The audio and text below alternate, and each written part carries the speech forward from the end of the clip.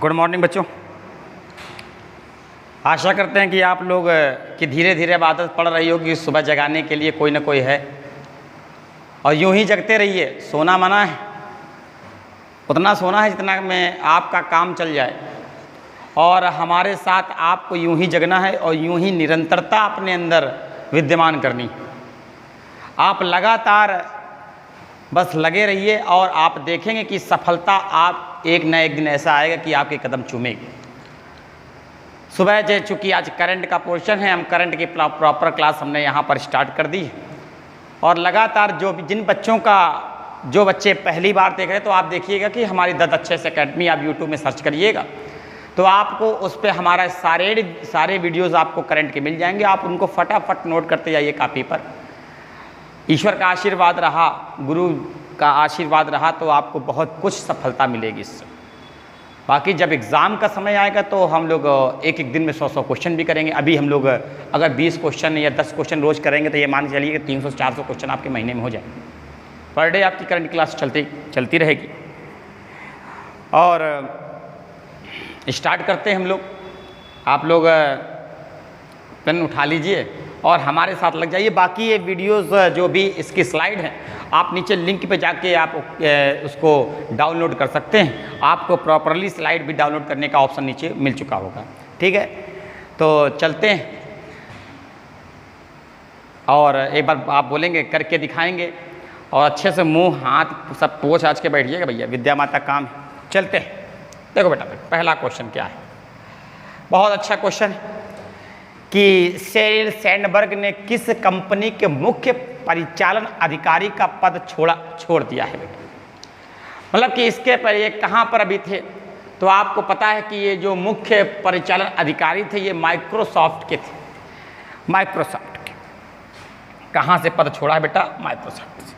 आपको पता है कि माइक्रोसॉफ्ट जो है बेटा ये सॉफ्टवेयर से संबंधित है। सॉफ्टवेयर आप समझते हैं,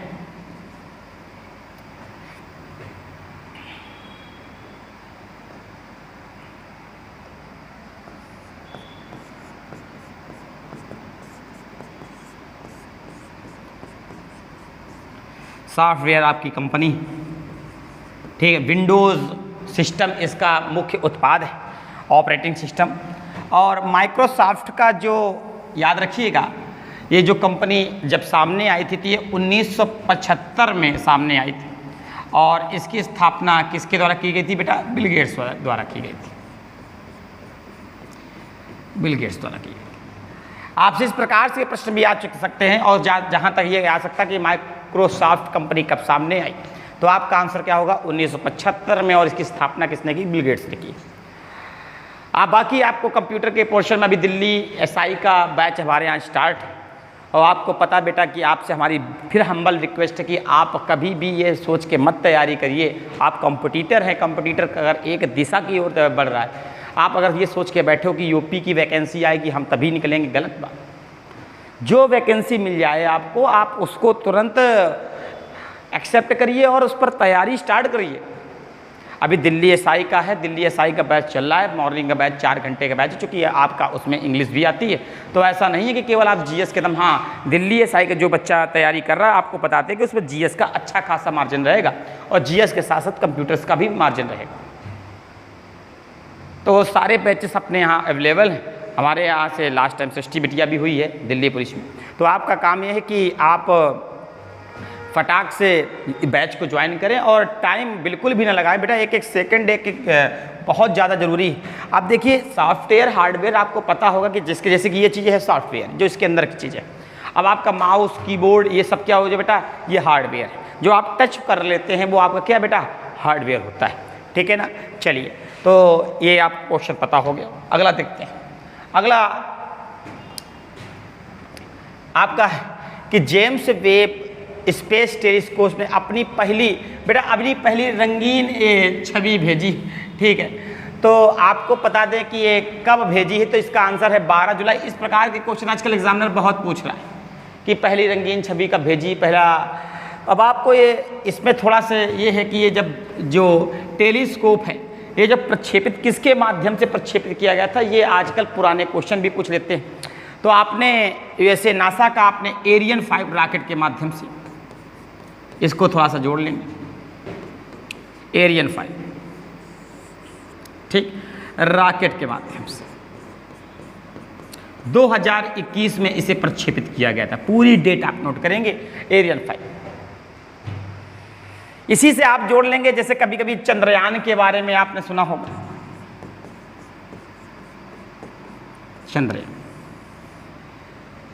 चंद्रयान के मिशन, चंद्रयान जो आपका 19 जुलाई 1969 को आपने पता है, PSLV C11, ठीक है। तो आप याद रखिए 19 जुलाई 1969 जब ये प्रक्षेपित किया गया, तो आपको इस पर थोड़ा सा पता होना चाहिए कि इससे कुछ सीख आपको मिल सकती है। सबको पता है कि चंद्रमा पर पैर रखने वाला पहला व्यक्ति जो आप बात करते हैं, नील का नाम आप लेते हैं, लेकिन वास्तव में बहुत कम लोगों को पता है कि शायद नील के स्थान पर कोई और भी हो सकता था। ये हमने अपने बच्चों को बताया है। हम लोग तैयारी करते हैं, तैयारी करने के बाद जब हमारा सिलेक्शन का समय आ जाता है तो हम डर जाते हैं। बस वही एक पल होता है जब आपको जीत और हार के बीच बस एक कदम का फासला रहता है। आपको लगता है कि बस अब तैयारी बंद करो, अब कुछ और करते हैं। ऐसी ही एक कहानी है आपका इसमें, जो 19 जुलाई 1969 को, ठीक, आपको पता है कि हुआ क्या था। अपोलो गए थे, अपोलो के माध्यम से। इसके जो हेड थे वो कितने लोग बता सकते हैं? आप फटाफट बताइएगा। ये 3 लोगों का मिशन था। तो 3 लोगों में जो हेड था वो कौन था? कोई बता सकता है? माइक कॉलिंस का नाम सुना है आपने? अभी हाल ही में इनकी मृत्यु हो गई है, माइक कॉलिंस। ये हेड था बेटा, इस मिशन का हेड माइक कॉलिंस थे, नील थे और एडविन एल्ड्रिन थे। 3 लोग यहां से गए थे बेटा। 19 जुलाई 1969 को जब पहुंचे तो वहां पर थोड़ा सा जो करता धरता था वो मेन यही था, माइक कॉलिंस, उसको। लेकिन जब उतरने का समय आया तो थोड़ा सा माइक कॉलिंस के अंदर ये बात उत्पन्न हुई कि यार ऐसा ना हो कि हम किसी दूसरे क्षेत्र में प्रवेश कर रहे हैं, कुछ प्रॉब्लम हो जाए। मतलब अंतिम क्षण में डर गया और उसने सोचा कि उसने तुरंत आदेश दिया, चूंकि ये हेड था तो उसने आदेश दिया नील से कि चलिए आप आगे बढ़िए। नील के अंदर भी थोड़ा सा डर तो लगा होगा, जाहिर सी बात है कि अनजान स्थान पर जा रहे हैं और पहला हमसे कदम रखवा रहा है। लेकिन वो डरा नहीं और उसने कदम रखा और दुनिया उसका नाम जानती है। कितने लोग हैं जो माइक कॉलिंस का नाम जानते हैं? जिनको पता होगा, जिन्होंने पढ़ा होगा ठीक ठाक, उनको पता नहीं, लगभग पहला कदम रखने वाले वही थे। दूसरा कदम इसने रखा था। अगर ये डरता नहीं तो शायद आज इतिहास में इसका नाम होता। तो आप लोगों को भी डरना नहीं, माइक कॉलिंस मत बनना कि बेटा इतिहास से विलुप्त हो जाओ, ठीक है ना। तो कितने लोग थे? माइक कॉलिंस इसका बेटा हेड था, अध्यक्ष था, लीडर था, और नील थे दूसरे, और एडविन एल्ड्रिन थे। तो ये आपका चंद्रयान मिशन था। आपका करंट में यहाँ पर जो चीज़ आपका है एरियन 5। हाँ, थोड़ा सा एक चीज़ और बता देते हैं आपको हम बेटा। शायद आपको रॉकेट, आपको पता है कि रॉकेट और मिसाइल में अंतर क्या होता है। रॉकेट जो होता है वो 90 डिग्री पे चलता है, और अगर इसको 45 डिग्री कर दीजिए तो आपका ये मिसाइल टेक्नोलॉजी हो जाती है। इसी में बैलिस्टिक मिसाइल भी आपने पूछा, दागो और भूल जाओ। तो बैलिस्टिक मिसाइल का सिस्टम ये रहता है, पहले 90 डिग्री चलेगा, फिर 180 डिग्री चलेगा, फिर 90 डिग्री चलेगा। दागो और भूल जाओ, और जहाँ हिट करोगे वहीं मारेंगे, जैसे अग्नि। तो ये मिसाइल होता है, यहाँ उपग्रह लगा दिए जाते हैं, यहाँ वॉर हेड लगा दिया जाता है। ये मिसाइल टेक्नोलॉजी होती है। बाकी साइंस में आपको पता होगा न्यूटन का दूसरा और तीसरा नियम दोनों ही प्रयोग किए जाते हैं। चलिए अगला चलते हैं। अगला है राष्ट्रीय सूचना विज्ञान केंद्र के नए महानिदेशक। राष्ट्रीय सूचना विज्ञान केंद्र आपको पता है 1976 में स्थापित किया गया था, और ये केंद्र और राज्य को प्रौद्योगिकी संबंधित डिजिटल सुविधाएं उपलब्ध कराता है, विज्ञान संबंधित आपका। तो इसकी स्थापना 1976 में हुई थी, और मुख्यालय बेटा इसका है नई दिल्ली में। ठीक है ना। और इस हाल ही में राजेश गेरा जी को याद रखिएगा, इसका महानिदेशक बनाया गया है। ये बहुत इंपॉर्टेंट प्रश्न है, ये आपको इस प्रकार से अगर स्टैटिक्स जी के कुछ नहीं होता, उसके बारे में थोड़ी सी आप जानकारी जुटा लीजिए, वही आपकी स्टैटिक्स जी के। अब आपसे अगर कभी आ जाए कि राष्ट्रीय सूचना विज्ञान केंद्र का मुख्यालय कहाँ पर बेटा, नई दिल्ली में, और इसकी स्थापना कहाँ हुई थी, कब हुई थी बेटा, 1976। चलिए आगे चलते हैं। बहुत प्यारा क्वेश्चन, इस प्रकार के क्वेश्चन देखिए, जो शिक्षा के क्षेत्र में लगातार कोई ना कोई काम कर रहा है तो लगातार आपसे प्रश्न पूछे जाते हैं। उन्होंने पूछा कि निम्नलिखित में से किसने विश्वव्यापी शैक्षिक एप्लीकेशन लॉन्च किया है, ठीक है ना। ये देखिए सब महान व्यक्ति हैं, सब अपने में धुरंधर। किसी को सचिन तो पता ही है आपको, ऐसे नाम रखे गए तो हमको लगता है सब आंसर मार दो, लेकिन हम क्या करें। इसका आंसर बंगाल टाइगर किसे कहते हैं बेटा, आप बताइए। आपको सब पता है कि बंगाल टाइगर किसे कहते हैं? दादा, ये दादा बोलते हैं, शायद ध्यान आ रहा हो। इंग्लैंड में एक बार मैच हुआ था, आज भी हमको याद है, मोहम्मद कैफ थे। तो एक मैच पहले एंड्रू फ्लिंटॉप थे, उस समय एंड्रू फ्लिंटॉप ने थोड़ा सा मौज ली थी हमारी, और जब एक मैच उसका पहला जीते थे तो उन्होंने पूरी टी शर्ट को उतार के बहुत ज़्यादा इन्जॉयमेंट किया था। अच्छा, दादा ने हमारी टीम को लड़ना सिखाया है। ये चीज़ जब जो बच्चे, जो पुराने लोग हमको देख रहे होंगे वो चीज़ से सहमत होंगे। अगर आपको ये लग रहा हो कि विराट कोहली ने लड़ना सिखाया, गलत। अगर आँख में आँख डालकर कोई बात करता था तो दादा थे। मजाल है कोई इनके प्लेयरों को कुछ बोल जाए, दादा के अंदर ये चीज़ बहुत अलग थी। पहले ये था कि अगर कुछ बोल दिया, अमेरिका खासकर ये ऑस्ट्रेलिया वाले मानते ही नहीं थे ना, और ये इंग्लैंड वाले कुछ ज़्यादा ही ओवर एक्टिंग करते थे। तो दादा ने जब वो मैच जीता वो वाला, ठीक है, तो उस मैच में सबसे अच्छी बात ये थी कि दादा ने भी टी शर्ट पूरी उतार के, वो यादगार लम्हा था हमारे हिसाब से कि मोहम्मद कैफ, युवराज सिंह दोनों का बहुत अच्छा परफॉर्मेंस था, और ऐसे टी शर्ट उलारी थी। तो बेटा याद रखिए कि दादा ने विश्वव्यापी शैक्षिक एप्लीकेशन लॉन्च किया। आप याद रखिए, दादा का मतलब सौरभ गांगुली, ठीक है, अपना टाइगर। अगला देखिए, अंतर्राष्ट्रीय योग दिवस 2022 का विषय क्या है। सबको पता है कि योग, अगर प्राचीन काल में देखें तो योग के जो हैं पतंजलि,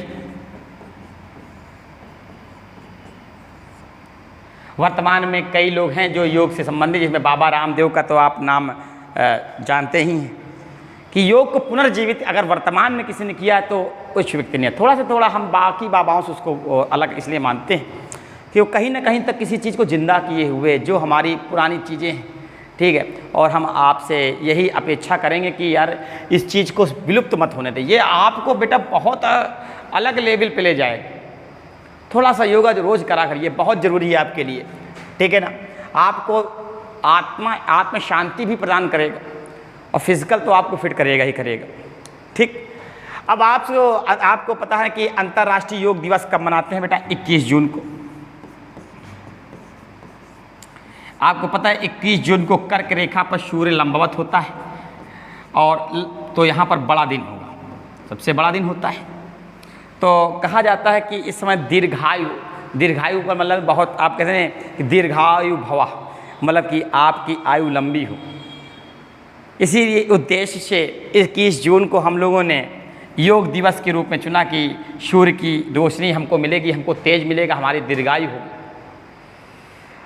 11 दिसंबर 2014, बहुत अच्छे समझिएगा, 11 दिसंबर 2014 को संयुक्त राष्ट्र ने इसे मनाने की घोषणा की। संयुक्त राष्ट्र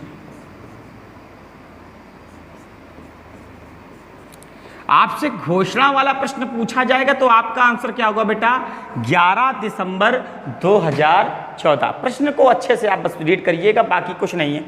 और इसको मनाया कब गया है, पहला 21 जून 2015। हमारे वर्तमान पीएम का इसमें बहुत बड़ा योगदान था, ठीक है ना। पहचान दिलाई है योग को उन्होंने विश्व स्तर पर, इसमें नो डाउट, ठीक है ना। अब बात आती है कि इस बार का योग दिवस की थीम क्या थी? मानवता के लिए योग। देखिए कोविड में बेटा एक यही सहारा था। अब हम नहीं चाहेंगे कि इस सहारे को आप भूल जाएं, क्योंकि हम लोग की आदत क्या है ना कि जैसे ही समय निकल जाता है तो इंसान की पहली जो प्रवृत्ति होती है भूलने की, ठीक है ना। तो आप ऐसा काम मत करिए। अपना जो भी आपने शेड्यूल अपना तय किया है स्टार्ट रखिएगा। आपको पता है पीएम ने इस बार अपना कार्यक्रम कहाँ रखा था? कर्नाटक में रखा था। एग्जैक्टली जगह आपको सबको पता होगी, कर्नाटक के मैसूर में।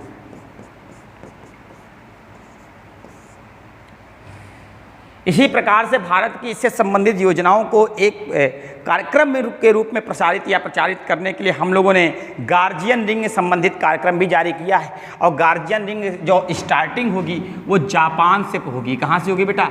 जापान से।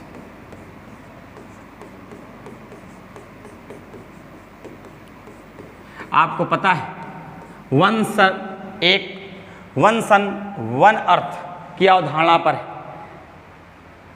विश्व के लिए एक सूरज। ये अवधारणा क्या है? अवधारणा ये है कि हम सभी बेटा एक हैं। जब समस्या आती तो हम एक दूसरे का साथ देने से बिल्कुल भी हम लोग को हिचकिचाना चाहिए। आप देखते हैं कि जब कभी भी कहीं पर भी कोई प्रॉब्लम आ जाती है तो वो हम भारत उसकी मदद करता है। हम लोग खूब समस्या आती तो अन्य के देश लोग बेटा हम लोग की हेल्प करते हैं। यही मानवता है। और जिस दिन ये समाप्त हो गई तो हम लोग उसी युग में प्रवेश कर जाएंगे जो पहले था। तो याद रखिएगा गार्जियन रिंग का संबंध है। और ये इसकी स्टार्टिंग कहाँ से हुई? जापान से हुई है। आपका एक सूरज एक दुनिया की अवधारणा पर आधारित है। समापन ऑस्ट्रेलिया पे होगा, ऑस्ट्रेलिया न्यूजीलैंड से होगा। चलिए, योग दिवस के बारे में बहुत कुछ है, हमने बहुत कुछ बताया हुआ है। चूँकि यहाँ करंट की क्लास है, हमको 30 मिनट में ख़त्म करनी, तो इतना ही आप देखिए। तो इस बार की थीम बेटा याद रखिएगा, विषय याद रखिएगा, मानवता के लिए योग। ये प्रश्न 100% आएगा, याद रखिएगा। आगे देखिए, अगला क्वेश्चन है कि बहुत प्यारा क्वेश्चन है, 100% आएगा। गीतांजलि श्री के लिए बेटा करके दिखाएंगे एक बार। उनके लिए बहुत अच्छा समर्पण होना चाहिए, क्योंकि आपकी उत्तर प्रदेश की, गर्व करिए इस बात पर, उत्तर प्रदेश की मैनपुरी से हैं, ठीक है। अंतर्राष्ट्रीय पुरस्कार जीतने वाली जो हाल ही में महिला बनी है गीतांजलि श्री।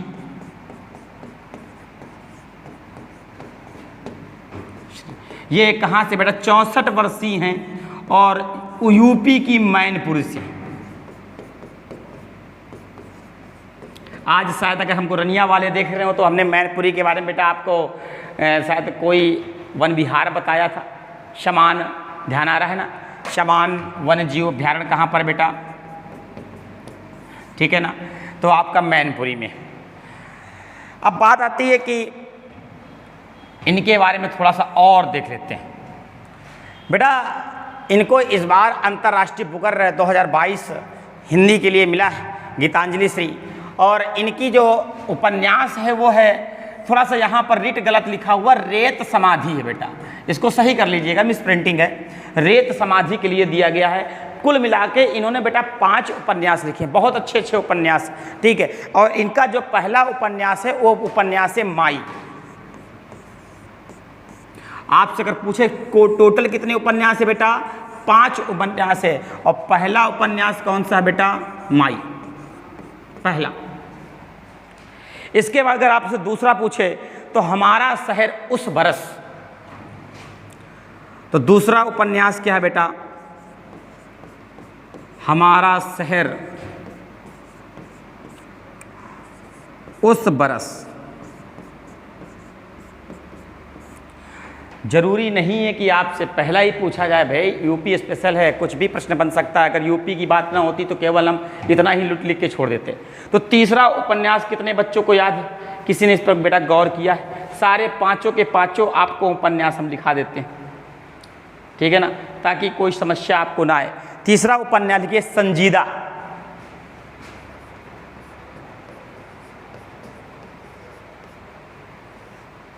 चौथा उपन्यास लिखिए तिरोहित।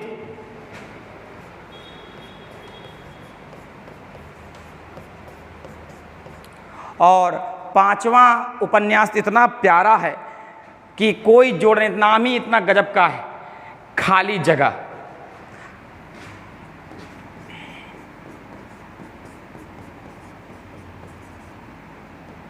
खाली जगह, बहुत इम्पोर्टेंट क्वेश्चन। ठीक, इतना अच्छा है कि आपको यहाँ पर तो पांचों अगर याद नहीं भी हैं तो आप पहला वाला थोड़ा गौर करिएगा कि इनका पहला उपन्यास क्या था बेटा। देखिए 1 2 3 4 5 उपन्यास ये टोटल अलग हो गए। ठीक है, 1 2 3 4 और ये आपका हो गया छठा टोटल। ठीक, तो आप याद रखिएगा कि इनको पहला उपन्यास माई जरूर याद रखिएगा। चलिए अगला देखते हैं। हाँ, ये जरूर लिख लीजिएगा, उत्तर प्रदेश के मैनपुरी से कितना बेटा राशि मिली, कोई बता सकता है? 50,000 पाउंड दी जाती है, आपको पता होना चाहिए, पाउंड क्योंकि ये ब्रिटेन देता है। अगला कोई प्रश्न बचा क्या? नहीं। अगला देखिए, अगला भारत का पहला लिक्विड मिरर टेलीस्कोप किस राज्य में चालू किया गया है? ये उत्तराखंड के देवभूमि हमारी है उत्तराखंड से स्टार्ट किया गया है। याद रखिएगा, उत्तराखंड में ही पाताल तोड़ कुएं पाए जाते हैं, पाताल तोड़ कुएं। ठीक है, उत्तराखंड में ही याद रखिएगा नंदा देवी हिमालय की जो श्रृंखला है, मध्य हिमालय, वहाँ पर फूलों की घाटी स्थित है।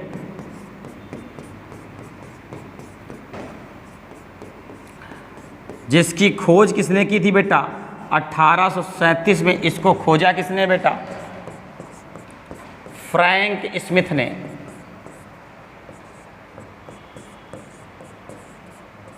ठीक, और देख लीजिए, और इसके बारे में थोड़ा सा समझ लीजिए। उत्तराखंड में ही आपको पता है 1973 से यहाँ पर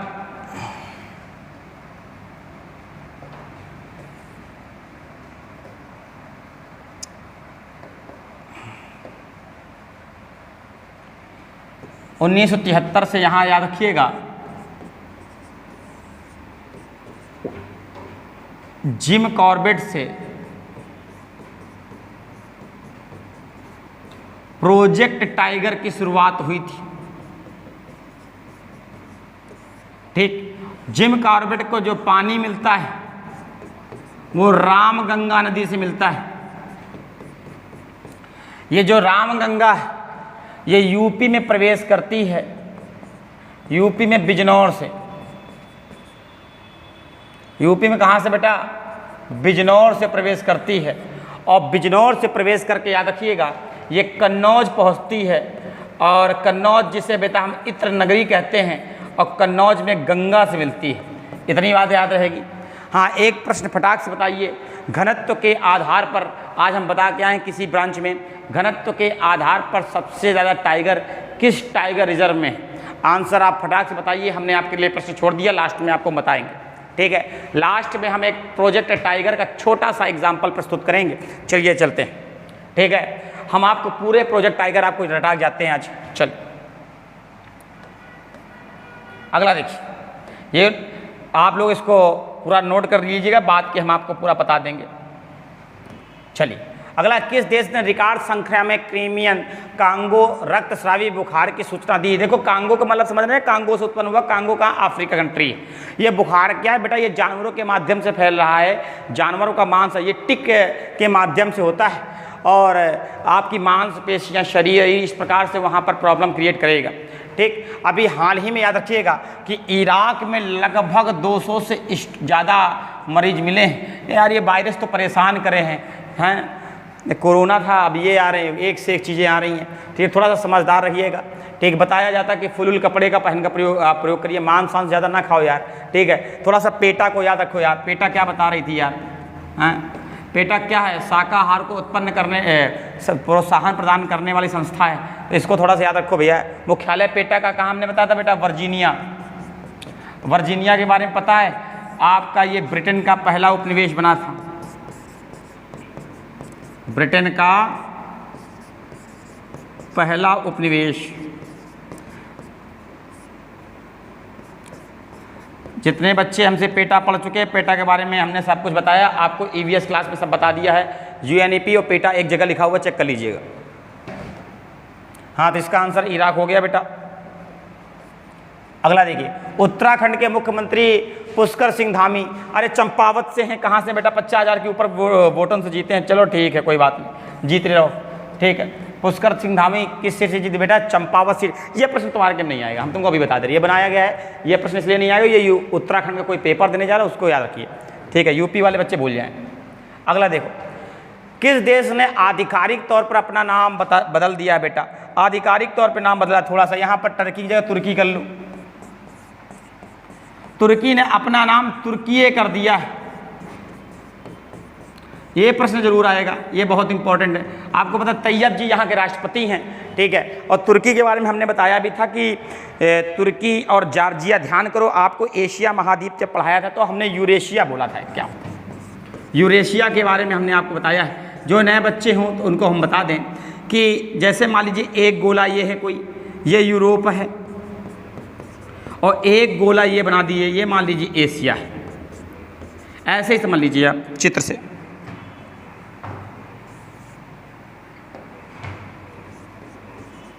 एशिया, तो जो ये भाग आपका दिख रहा है,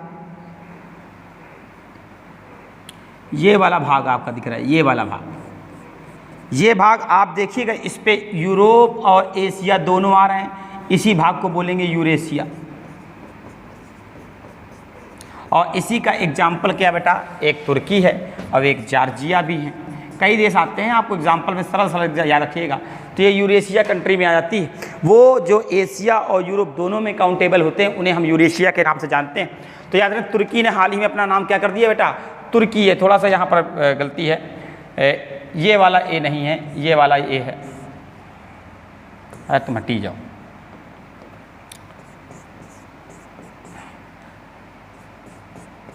तुर्की याद रहेगा। तो ये आप के आज के 10 प्रश्न रहे। हमने अभी आपको एक प्रश्न दिया था कि सबसे ज़्यादा घनत्व वाला टाइगर रिजर्व कौन सा है? आंसर आ चुका होगा, ठीक है। अब हम थोड़ा सा टाइगर रिजर्व के बारे में थोड़ा सा, चूँकि जो बच्चे दूर दूर के हैं वो थोड़ा सा समझ लेंगे। देखिए टाइगर रिजर्व क्या होता है।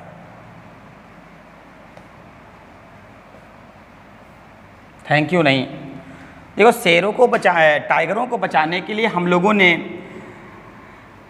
टाइगर प्रोजेक्ट प्रारंभ किया था। अब आपको बताइए, टाइगर प्रोजेक्ट किसको बचाना है हमको? बाघों को बचाने के लिए। तो बाघों को बचाने के लिए आप ये बताइए, बाघंबर कौन उड़ता है? शंकर भगवान। तो याद रखिएगा, एक व्यक्ति था जिसने बहुत प्रयास किया था, उसका नाम था कैलाश सांखला, जिसे टाइगर मैन के नाम से जाना जाता है। क्या बोलते हैं बेटा? टाइगर। और कैलाश सांखला ने टाइगर मैन के नाम पर जिन्हें जानते हैं, इन्होंने प्रयास प्रारंभ किया और ये प्रयास सफल हुआ। 29 जुलाई 1973 से, और 29 जुलाई 1973 से प्रोजेक्ट टाइगर की शुरुआत हुई। प्रोजेक्ट टाइगर की शुरुआत का मतलब हुआ कि हम लोगों को टाइगरों के घर बनाने हैं जहां पर उन्हें सुरक्षित रखा जाए। तो याद रखिएगा, जब प्रोजेक्ट टाइगर की शुरुआत हुई थी, तो शुरुआत जब 1973 में हुई थी, तो हम लोगों ने शुरुआत 9 प्रोजेक्ट टाइगर से की थी। कितनी? अगर प्रारंभ में पूछा जाए कि प्रारंभ में कितने प्रोजेक्ट टाइगर, तो हमने 9 कमरे बनाए थे उनके लिए, इस प्रकार से डैश 9। इनमें से आपसे पूछा जाता है कि पहला प्रोजेक्ट टाइगर क्या है, तो अभी हमने आपको बताया था, पहला बेटा क्या था? Jim Corbett. जिम कॉर्बेट, जिसे हम 1936 में, याद रखिएगा, लखनऊ अधिवेशन चल रहा था, आपको पता है, कांग्रेस ने समाजवाद को अपना लक्ष्य रखा था, ठीक है ना, JL नेहरू अध्यक्ष थे इसके। और 1936 में याद रखिएगा, हेली नेशनल पार्क की स्थापना हुई थी। हेली नेशनल पार्क से। अब आप एक चीज देखिए, आज जो कारबा हमने 1973 में प्रारंभ किया था, जो कारबा हमने 1973 में प्रारंभ किया था, तो जाहिर सी बात यह है कि ये कारबा 9 की गिनती से प्रारंभ हुआ, और आज वर्तमान में कितने प्रोजेक्ट टाइगर हो चुके हैं? 53 प्रोजेक्ट टाइगर हो चुके हैं।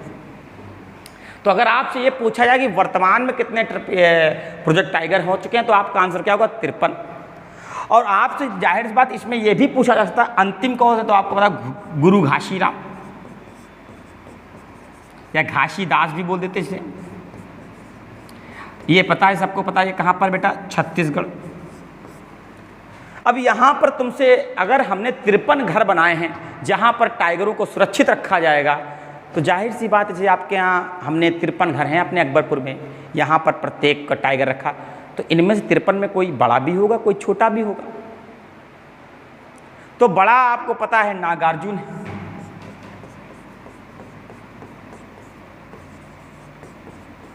आंध्र प्रदेश, ठीक।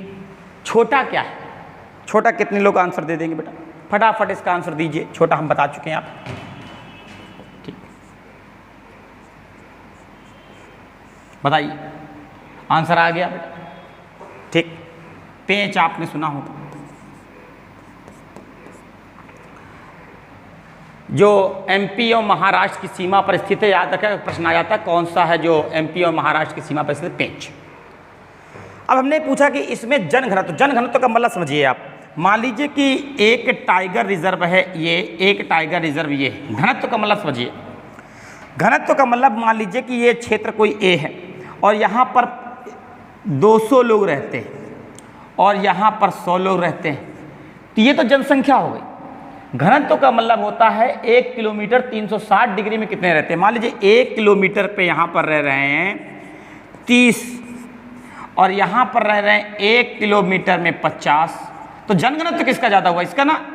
इसका मतलब घनत्व जब पूछा जाएगा तो आंसर आपका अलग हो जाएगा। घनत्व तो 360 डिग्री चलता है 1 किलोमीटर पे, तो घनत्व वाला जब प्रश्न पूछा जाए, जो कि हमने दिया था, जो नए बच्चे हैं वो सोच भी नहीं पाएंगे, इसका आंसर होगा काजीरंगा। काजीरंगा क्यों नहीं सोच पाएंगे, काजीरंगा एक सिंग वाले गेंडे के लिए फेमस है, लेकिन घनत्व वाला प्रश्न आए तो आपका आंसर ये होगा। अगला देखते हैं। अगला आपसे यहाँ पर प्रश्न ये भी पूछ सकता है कि सबसे उत्तरतम कौन सा होगा, सबसे दक्षिणतम कौन सा होगा, तो इस प्रकार के प्रश्न भी आप तैयार करेंगे। हमने इसका टाइगर रिजर्व का पूरा आपको बताया भी है कि टाइगरों की जो गणना होती है वो उनके पदचाप से की जाती है। कई बार प्रश्न आ चुका है, पदचाप के जैसे हमारे हाथ की लकीरें होती हैं, ऐसे पैरों के जो तलवे पे उनकी लकीरें होती हैं, उसी आधार पर तय की जाती है। सबसे ज़्यादा आपको पता है कि मध्य प्रदेश में, ठीक है, 29 सरसठ बाघ पाए गए थे। तो इस प्रकार से आप ये सारे पोर्शन को कंप्लीट करेंगे। आज हमने छोटा सा एक पोर्शन डिस्कस किया आपके, हालांकि इसके बारे में हमने बहुत कुछ पढ़ाया है, इतना छोटा डिस्कस आपके लिए पर्याप्त था। आपको हमने एक रिकॉल कराया, हमने सारी ब्रांचेस में इसके नोट्स बनाए हैं, आप जाके इसको दोबारा फेर लेंगे। और जो आज के 10 प्रश्न थे, इन प्रश्नों के आधार पर आप और भी कुछ जोड़ दीजिए। हमने जितना बताया है वो तो हम बता रहे हैं, लेकिन बच्चा वो अच्छा होता है कि वो अपने पास से क्या एक्स्ट्रा कर रहा है। एक बार द्रोणाचार्य ने देखा कि द्रोणाचार्य ने जब चीज़ देखी कि वो सुबह मॉर्निंग से अपने पांडवों को भी वही शिक्षा देते थे और कौरवों को भी वही शिक्षा देते थे। क्लास उनकी 10 बजे से शाम के 5 बजे तक चलती थी। इसके बाद देखते थे कि सब लोग सो जाते थे, पांडव भी सब सो जाते थे। द्रोणाचार्य को अचानक लगा कि यार ये आवाज़ कैसी आ रही है। द्रोणाचार्य ने उठकर देखा तो एक बालक था जो उल्टे हाथ से संधान करने लगा था।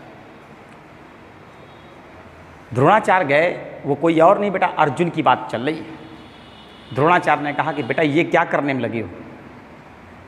तो अर्जुन ने कहा कि गुरुजी आप सीधे हाथ से हमको दिन में बताते हैं, हम प्रयास कर रहे हैं कि रात में हम उल्टे हाथ से, कुल मिला के हमको ये तो सब करना जान रहे हैं ना सीधे हाथ से, हम बेहतर करना चाह रहे हैं। इसीलिए उनको साव्य साची के नाम से भी जाना जाता है। आपको पता है कि कई बार आ चुका कि साव्य दोनों हाथों से संधान करने वाला, और उसकी इस विधा का प्रयोग कब हुआ था, जब कर्ण से युद्ध हुआ था, उसने दोनों हाथों का प्रयोग किया था। हम आपको जितना सिखा रहे हैं उससे कहीं ज़्यादा बेहतर आपको प्रयास करना पड़ेगा जितना हम बता रहे हैं। हालांकि यहाँ पर हम शॉर्ट ही बता सकते हैं बेटा, ज़्यादा लॉन्ग नहीं बताते हैं, और बाकी प्रयास करते हैं। ऑफलाइन क्लास में तो बहुत डीपली भी जाते हैं, इसमें केवल आपके क्वेश्चन आंसर देख, लेकिन जितना हम प्रयास कर सकते हैं उतना आपको प्रयास मिल रहा है। आप इससे लगातार जुड़े रहिएगा और प्रॉपरली एक से एक बेहतर क्वेश्चन आएंगे। अभी थोड़ा सा और हम फ्री हो जाएं, जितना हम फ्री होंगे उतना आप लोग के लिए मज़ा आएगी, ठीक है। और इसके बाद चलते हैं, आप लोग की क्लासेस स्टार्ट होने वाली होंगी। अपने क्लास में नियत समय से आप आइए। आपको पता है कि 8:30 बजे हमारी रुरा की ब्रांच स्टार्ट हो जाती है और 7:30 बजे से पुखराया और अकबरपुर की ब्रांच स्टार्ट होती है। पुखराया के लगभग बैच फुल हो गए हैं, अब सेकेंड बैच जल्द ही आपका स्टार्ट होगा, जिसकी टाइमिंग 11 बजे से रहेगी। जिन बच्चों को सेकेंड बैच ज्वाइन करना वो अभी से जाके अपना नाम पुट कर देंगे, कारण क्या है लिखा देंगे, क्योंकि अगर सीट फुल हो जाती है तो बेटा फिर वहाँ पर कोई जुगाड़ नहीं है, ठीक है।